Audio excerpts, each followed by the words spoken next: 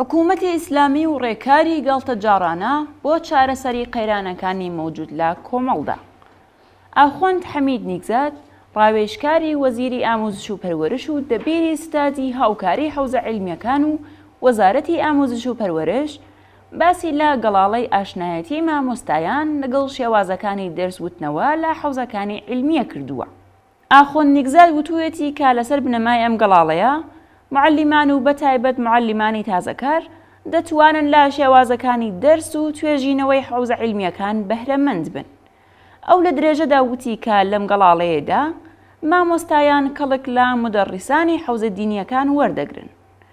حکوومەتی ئیسلامی و حاکمانی گەندەڵ و کۆنەپەرستی توانایی دەرکی قەیرانە کۆمەڵایەتی، سیاسی، ئابووری، ژەنگێی و فەرهەنگیەکانی ئێستای نێو کۆمەڵگایان نییە.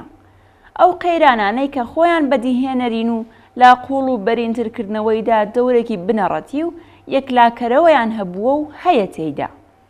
لەمڕۆدا بوونی قەیرانی جۆراوجۆری ئابووری، سیاسی، کۆمەڵایەتی، ژینگەی لە کۆمەڵگاکانی ژێر دەسەڵاتی دەوڵەتانی سەرمایەداریدا بەکردەوە بۆتە بەشێک لە مۆجودیەتیان.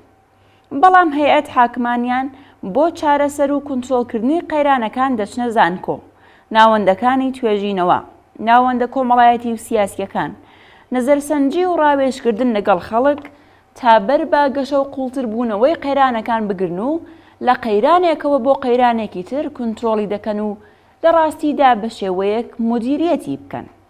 بەڵام شێوازەکان لە کۆماری ئیسلامیدا بە شێوەیەکی دیکەیە. کۆماری ئیسلامی لە هەنگاوی یەکەمدا بوونی قەیرانەکان ڕەت دەکاتەوە. ئەو کەس و بەشانەی کە باس لە قەیران دەکەن بە کەسانی سەر بە دەوڵەتانی دەرەوە دەناسێن و دواتر ئەوان دەست بەسەر، ئەشکەنجە، هەندێک جار ئیعدام و یان ناچار دەکرێن بەرەو هەندەران کۆچ بکەن. حکوومەتی ئیسلامی ڕەنگە یەکێک لە دواکەوتووترین دەسەڵاتەکانە لە دنیا کە بۆ چارەسەری قەیرانەکانی مۆجود لە کۆمەڵدا لە ئاستی نێوخۆی و دەرەوە ڕێکاری دواکەوتوانە، نامەربوط و ملهوڕانە دەگرێتە گەڕ.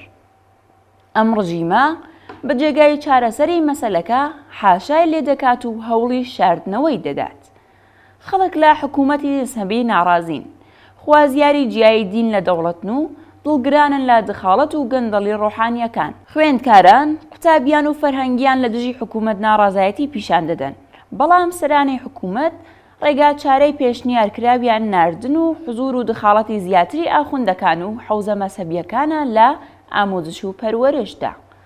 محەممەد عەلی تەسخیری، سەرۆکی گروپی ئیسلام، فەرهەنگستانی علومی کۆماری ئیسلامی ئێران و یەکێک لە ڕاوێژکارانی خامنەیی لە بواری ژینگەدا وتوویەتی ئەمڕۆ بەشەر بۆی دەرکەوتووە کە قەیرانی ژینگەیی تەنیا بەدین و باوەڕی دینی دەکرێت چارەسەر بکرێت و ئەویش ئەدیانی ئیلاهیە.